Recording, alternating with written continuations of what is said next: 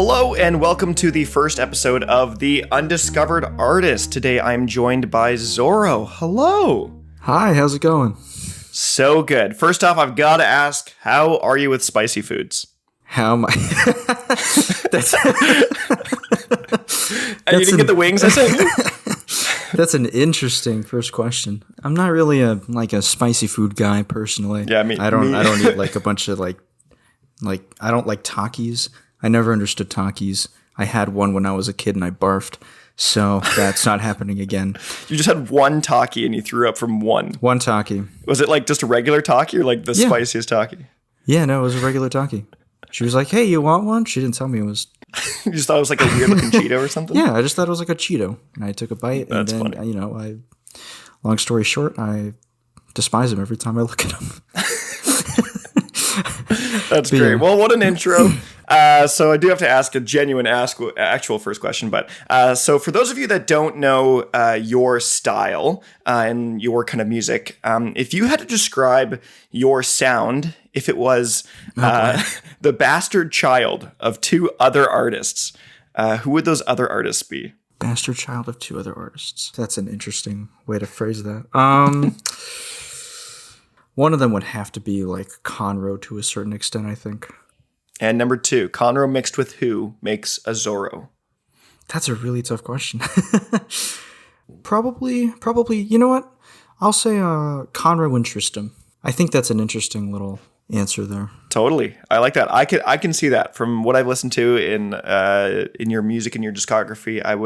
I could confirm a mixture of the bastard child of Connor and Tristan. And so, speaking of your discography, I think before we go any further, we should probably listen to some of your music, listen to a track of yours. I mean, if we're going to highlight you as an artist, we should probably listen. Okay. So, and I feel like we should start off with what you would say is your first original track. So talk to us about All This Time and kind of what that process was like for you writing your first original, or some things you maybe struggled with or encountered on your production journey there.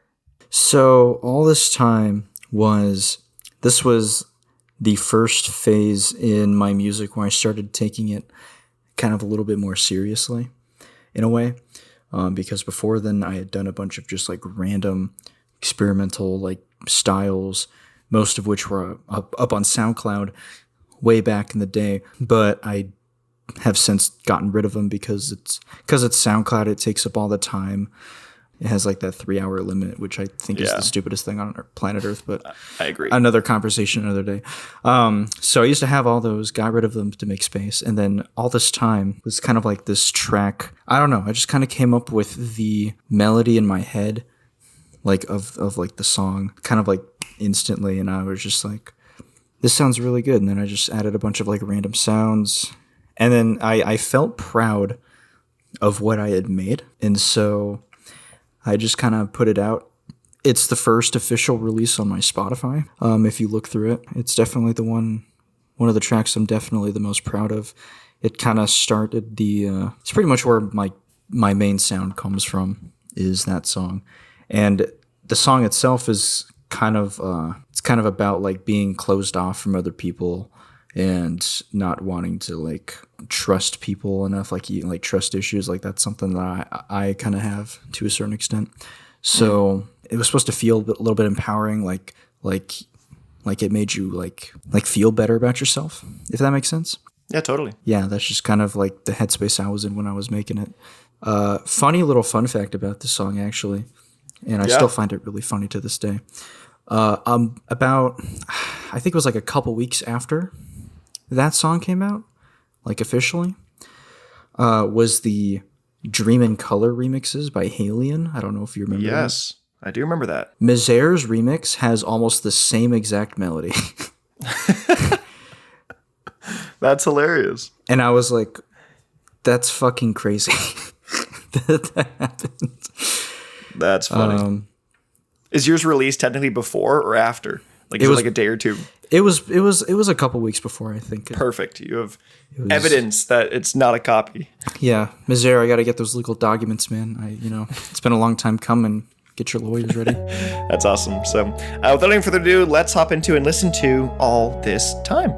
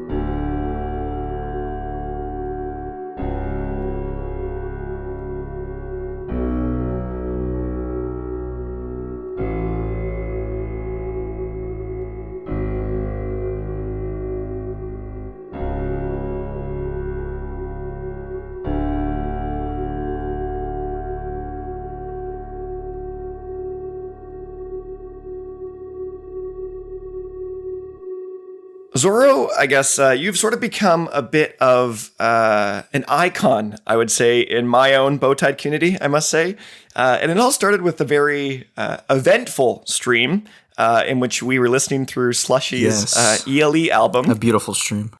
Why don't you explain what happened there from your point of view? Okay, so at that point, I had already seen a bunch of your stuff, and then I saw you streaming the album. I heard the album before you were streaming it, and I was like, oh boy, this is going to be something special. And so I joined the stream. This was also like days before or was it days? I think it was the same day that I joined your server, because I didn't know you had a Discord server at the time. Yes. And so I joined in the stream. I had just gotten my tax return. So I was watching you listen to the album, and I thought it would be really funny. I was like, hey, what if I donated like, what was it, like $10, $20, I think it was? Every time you listened to a bad song, or every time you thought the song was bad. Yeah. And that was just a couple times, I would say, in that album, I thought the songs weren't great.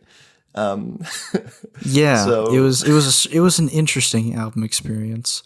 At the end of it, I donated you $100, and it broke your stream. You did, yeah. You and I saw that happen live. I was like, oh no, that was amazing. I saw like zeros show up on the like super chat, and I was like, what? And then I clicked it, and then like my computer like froze instantly. It like couldn't comprehend the number it was looking at. You couldn't either for a minute. So again, a sincere thank you for your generosity and support to the channel. I really appreciate you being part of this member of this community for so long. And one thing led to another. And this past year in 2022, we had the Bowtied Awards, where there was a Community Member of the Year award that went up.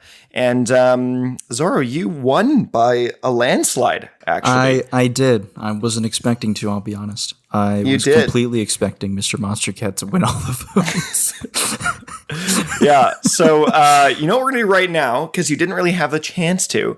I need you to give your acceptance speech for that award. You've been given the 2022 Bowtied Media Community Member of the Year Award, and you've got 45 seconds to give your speech before I play you off the stage. Oh, shit. Okay. Thank you for this award. That's a really nice, shiny little statue here. Looks like bow tied with cat ears, I think.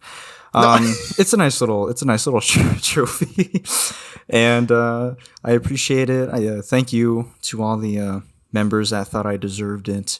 I love you all. Thanks to my mom, she got me here, obviously. Like, how else was I going to be born? Thanks to my dad, too, I guess. My grandparents before them. My great-great-grandparents before them, so on and so forth. The history goes on. But yeah, thank you. That was great. Amazing. Amazing. Imagine a thunderous applause right now as you're walking off stage and a celebrity's about to walk behind you to give the next award. But oh my God, it's Matt Damon. Okay, so on a similar vein of bests, let's say, of winning awards / bests, I have you specifically on record actually stating that you think that Fox Stevenson's Killjoy is the best album of all time. So what is it about that album that you think deserves the title of best album of all time? I have you You did say that. Did I actually win? You did indeed say that. And I quote, Fox Stevenson's Killjoy, I think, is the best EDM album of all time. Wow. Well then. Do you confirm? I don't drink, but I must have been out of my head to that day.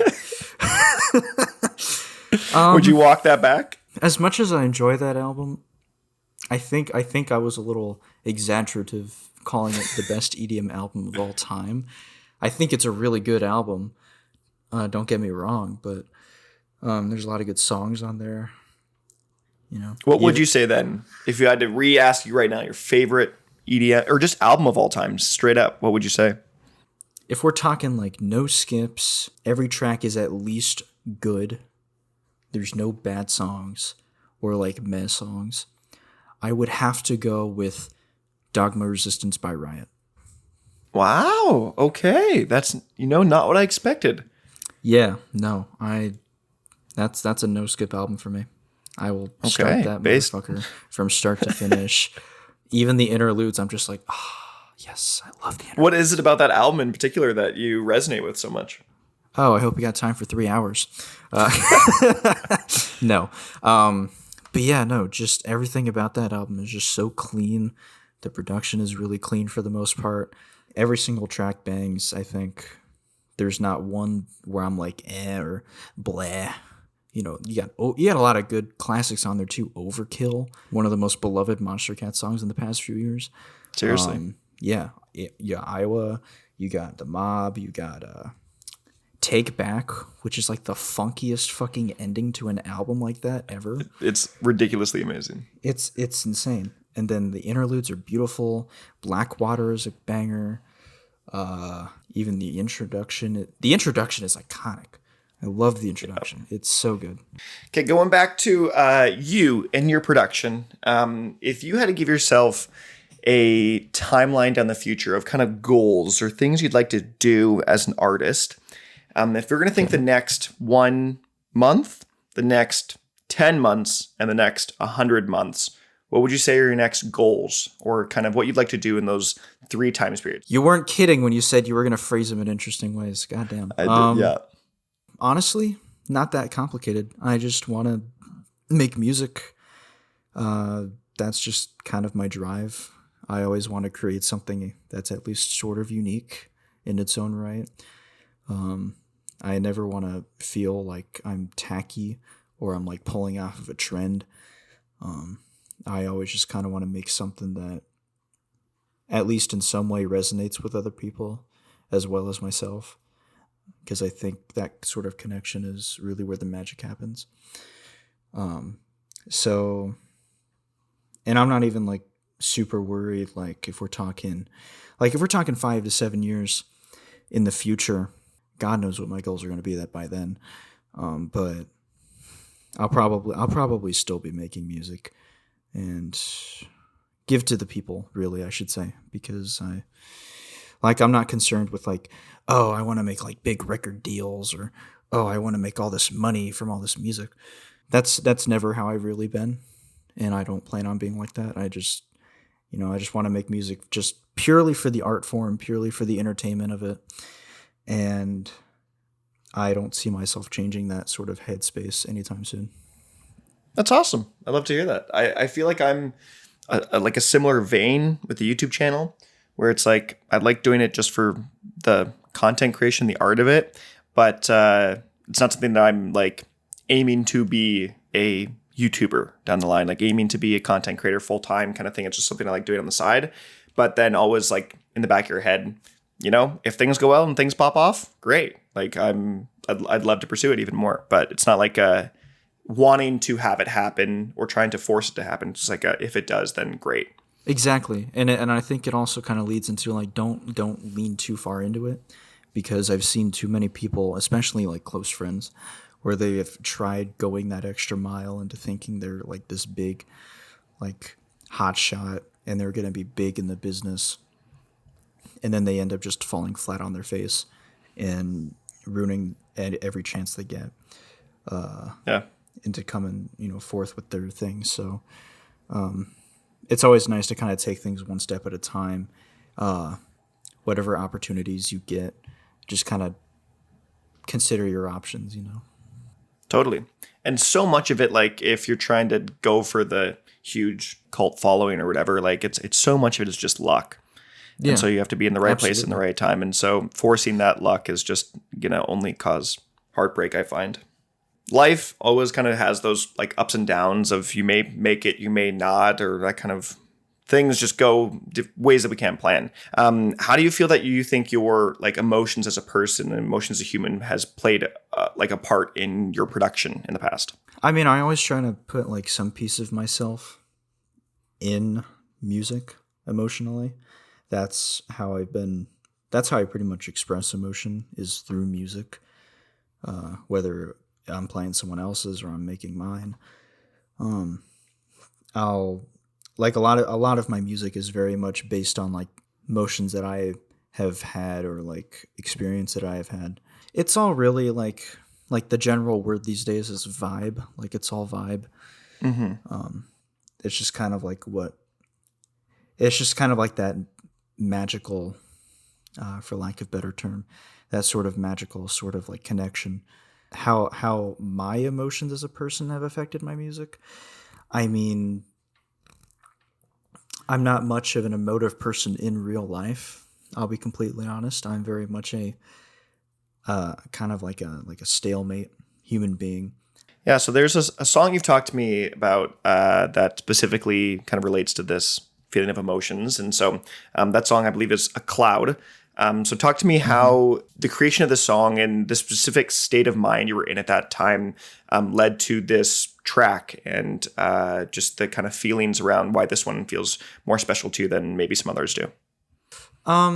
Yeah, so this is an interesting one. So at that time, I had just come out with what I'm calling my debut album, called What If I Disappeared. It's not really my debut album. I made a few albums before that, before I started taking my stuff seriously. That entire album in and of itself was originally supposed to be a sort of like a love letter album to this girl I liked in high school. But then she went away and I never saw her again, so it turned into sort of like this thing like, oh, what if I did the same thing, right?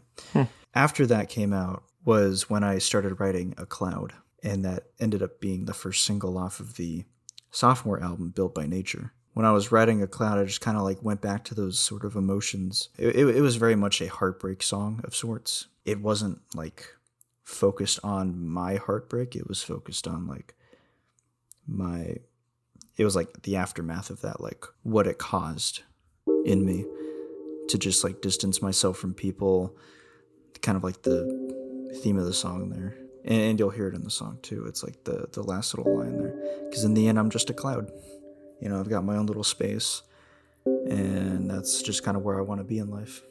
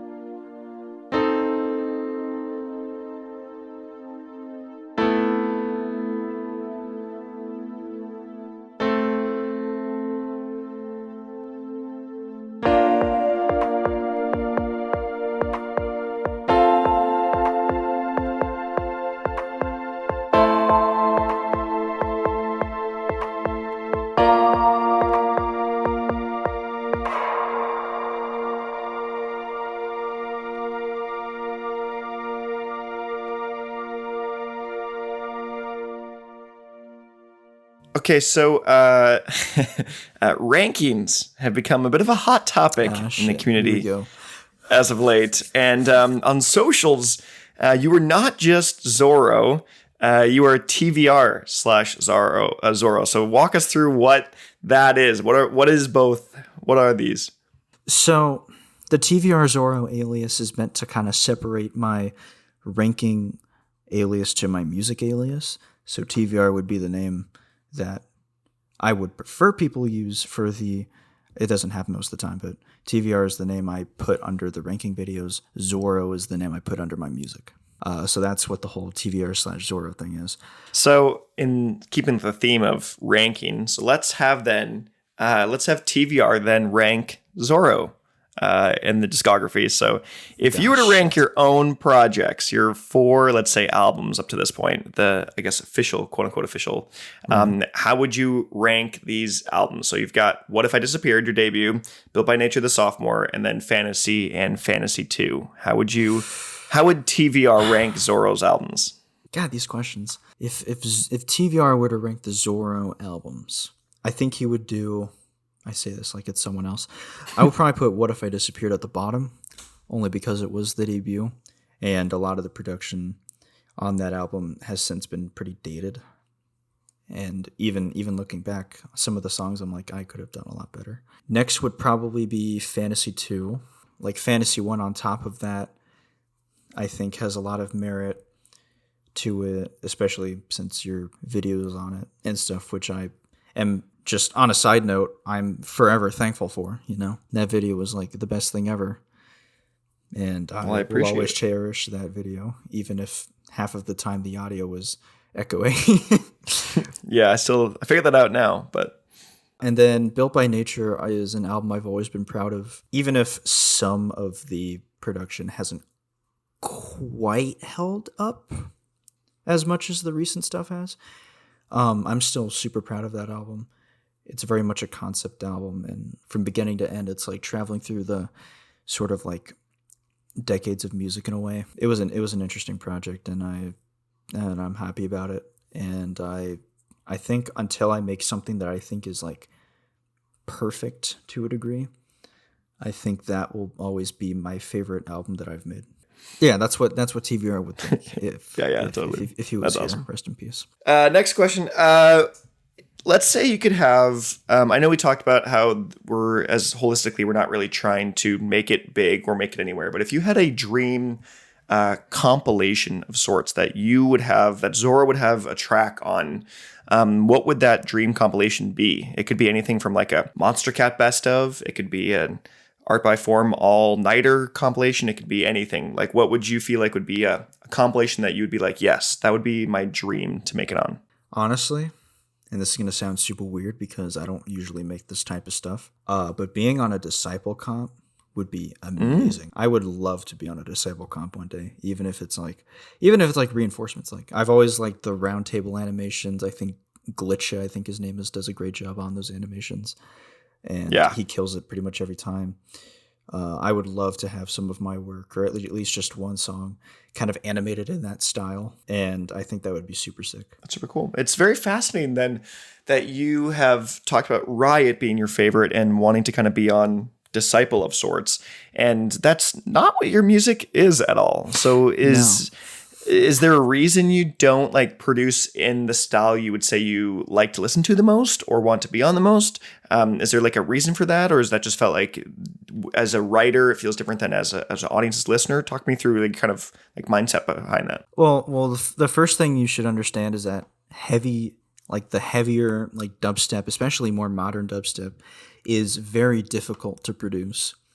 It very much requires a lot of like detailing and like time and effort, and also resources, because a lot of the producers use like FL Studio and Ableton, and like a new one I keep hearing about is Bitwig, and there's a lot of like detail and execution that goes into like the big like dubstep bangers, heavier songs, and that's not me. You can call me lazy for doing that. I'll call myself lazy for doing that. Even though I should have learned how to do it by now. And there are some pretty big some dubstep ideas I've always kind of wanted to make myself, especially like Mr. Bill inspired. Oh my god, the detailing in his music is like ridiculous. That's super cool. Yeah, I think the lighter music kind of lends itself to an easier sort of mindset where it's like you can make this, like, it's all about the vibe too. So you kind of have to keep in mind like what sounds really nice. Music theory is also a big part of it. Like, what kind of chords would sound nice with these other chords. You can get a lot more experimental, focusing in on the melodic aspects than I think you can do with like heavier stuff. Not to say heavy music is not experimental, but I think you can make more interesting songs and more creative ideas when you combine the two worlds of heavy and melodic in a way that people haven't really thought about before. Absolutely. So we have heard your first track here, but let's talk about your most recent track, at least at the time of this recording. It was actually featured on a compilation, the Flera Volume 1. Yes. So talk to me a little bit about it. Also, it was used as the intro and outro of this podcast moving forward as well. So talk to us about The Unusual. So this compilation was interesting because I had heard about it at the very end of 2022. And they were starting this little like sort of like collective label thing. And I looked at it. I thought it was interesting. I joined the Discord server that they had available. And I saw that they were hosting something called Flera Volume 1, which I thought was just going to be like their big, like, this is what we're going to sound like. These are like the big sounds and creative ideas you'll hear, which I thought was really cool. The thing about that, the catch about it, was that I had a week to make the song. That was their little catch. Miraculously, The Unusual was something I made in like a few days, like I think 4 or 5 days it took me to make that one. And I just kind of went in with the mindset of, let's make the weirdest thing I probably can. And I think the track reflects that somewhat accurately. It's obviously not my most polished song. And, the title says it all. It's pretty unusual, so...